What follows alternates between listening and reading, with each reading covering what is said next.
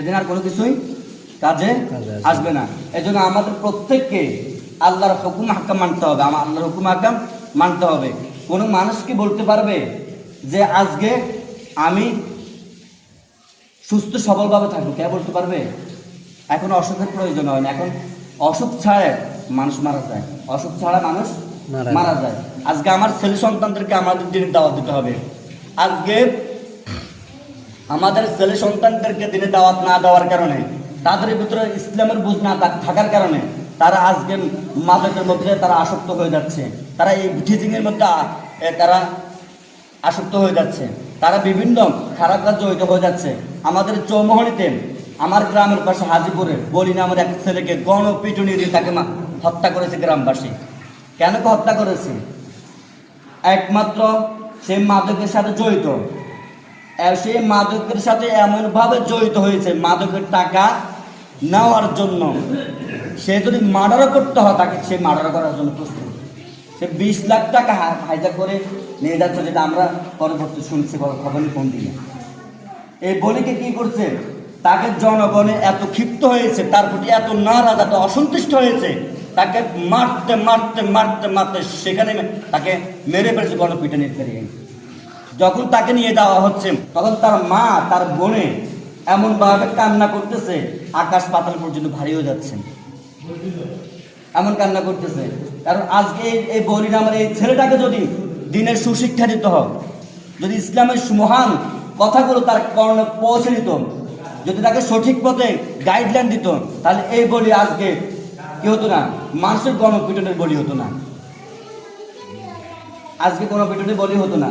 আজকে আমাদের আশেপাশে দেখা যায় মসজিদের মধ্যে নামাজ চলতেছে, পাশে পোলাপান ক্রিকেট বল খেলতেছে। মসজিদের মধ্যে নামাজ হচ্ছে, পাশে পোলাপান ফুটবল খেলতেছে। কেন খেলতেছে? কারণ তাদের মধ্যে দিনের তো বুঝ নাই, কি নাই, তাদের বুঝ নাই। এই জন্য মা বাবাকে আগে ধরতে হবে, কে আমাদের মধ্যে ধরবে? একটা মা হচ্ছে, একটা মা শিক্ষিত মানে একটা জাতি শিক্ষিত, ঠিক কিনা? একটা মা শিক্ষিত মানে একটা জাতি শিক্ষিত নয়। যদি এ মার ভিতরে দিনের বুঝ থাকে, সন্তানকে প্রথমে সালাম কালামে শিখাবে, বড়দেরকে সম্মান করা শিখাবে, ছোটদেরকে স্নেহ করা শিখাবে, আলেম ওলামাদেরকে তাজিম করার জন্য তাজিম করা শিখাবে, নামাজ পড়তে বলবে, ভালো উপদেশ দিবে। আর যদি মা যদি দিনের বুঝ যদি না থাকে, তাহলে মা তাকে শিখাতে পারবে না, কারণ তার মধ্যে তো দিনের বুঝে নেই। সে আছে শুধু মোবাইল ফোন নেই আর সিরিয়াল নিয়ে, ঠিক কিনা? কারণ তার ভিতরে যদি দিনের বুঝ থাকতো, তাহলে সে সিরিয়াল নিয়ে পড়ে থাকতো না। তার ভিতরে যদি দিনের বুঝ থাকতো, মোবাইল নিয়ে পড়ে থাকতো না।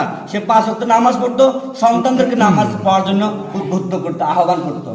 এজন্য আমাদের আল্লাহ রাব্বুল আলামিন আমাদেরকে দিক নির্দেশন দিয়ে দিয়েছেন যে জাহান্নামের আগুন এমন কঠিন আগুন, যেটা আগুনটাকে যে উত্তপ্ত করে, সেটা 70 গুণ। কয় গুণ? জাহান্নামের এই যে আগুনটা, জাহান্নামের আগুন 70, এই 70 গুণ আগুনের মাত্র 1%, 70% মধ্যে 1%।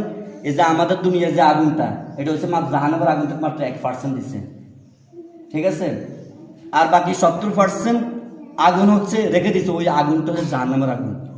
এই যে মাত্র আগুনের মধ্যে কোনো মানুষ, এই যে আগুনের মধ্যে 1 মিনিট হাত রাখতে পারবেন না 30 মিনিট করে রাখতে পারবেন?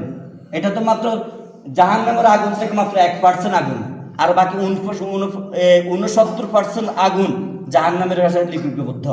অর্থাৎ জাহান্নামের আগুন হচ্ছে 70 গুণ, দুনিয়ার আগুন থেকে 69 গুণ উত্তপ্ত এবং গরম। এজন্য প্রিয় হাজিরিন, আমরা সকলে আজ থেকে এই প্রতিজ্ঞা করব যে আজকে আল্লাহ রাব্বুল আলামিন আমাদেরকে বলেছেন, তোমরা নিজেরা আগে জাহান্নামের আগুন থেকে বাঁচো। সবাই আমার সাথে বলেন, তোমরা নিজেরা জাহান্নামের আগুন থেকে বাঁচো, এরপর তোমাদের পরিবার পরিজনদের জাহান্নামের আগুন থেকে রক্ষা করো। আপনি নিজে 5 ওয়াক্ত নামাজ পড়বেন, আল্লাহর হুকুম মাহকাম রাসূল সাল্লাল্লাহু আলাইহি ওয়াসাল্লাম সুন্নাত তরিকার মতো জীবনটা পরিচালনা করবেন, আপনার পরিবারকে দাওয়াত দিবেন, সমাজকে দাওয়াত দিবেন। যখন আপনার পরিবার সবাইকে সমাজকে দাওয়াত দিবেন, দেখবেন সমাজ এমনিতেই সুন্দর হয়ে যাবে। আর একটা সমাজ যদি সুন্দর হয়ে যায়, একটা সমাজ সুন্দর হয়ে গেলে একটা গ্রাম সুন্দর হয়ে যায়, একটা গ্রাম সুন্দর হয়ে গেলে একটা ইউনিয়ন সুন্দর হয়ে যায়, একটা ইউনিয়ন সুন্দর হয়ে গেলে একটা থানা সুন্দর হয়ে যায়, একটা থানা সুন্দর হয়ে গেলে একটা জেলা সুন্দর হয়ে যায়, আর একটা জেলা সুন্দর হয়ে যায় ক্রমান্বয়ে ধাপে ধাপে বিভাগ সুন্দর হয়ে যায়, আর বিভাগ সুন্দর হয়ে গেলে পুরো দেশটা সুন্দর হয়ে যায়। এই জন্য একমাত্র আমাদের শান্তির বার্তা একমাত্র কোরআনে আছে। কোরআন হচ্ছে শান্তির সংবিধান। এই জন্য আমরা চেষ্টা করবো ইনশাআল্লাহ আল্লাহর হুকুম আহকাম রাসূল করিম সাল্লাল্লাহু আলাইহি ওয়াসাল্লাম সুন্নত তরিকা মতো চলার জন্য। আমাদের পরিবারকে দাওয়াত দেব, সবাইকে দিনের জন্য দাওয়াত দেব, ইসলামের প্রতি দাওয়াত দেব। আল্লাহ রাব্বুল আলামিন আমাদেরকে উক্ত কথাগুলোর আমল করার তৌফিক দান করুক, বলনেওয়ালা শ্রবণ করেনেওয়ালা উভয়কে আমল করার তৌফিক দান করুক। ওমা তাওফীক ইল্লা বিল্লাহ। আসসালামু আলাইকুম ওয়া রাহমাতুল্লাহি ওয়া বারাকাতুহু। যারা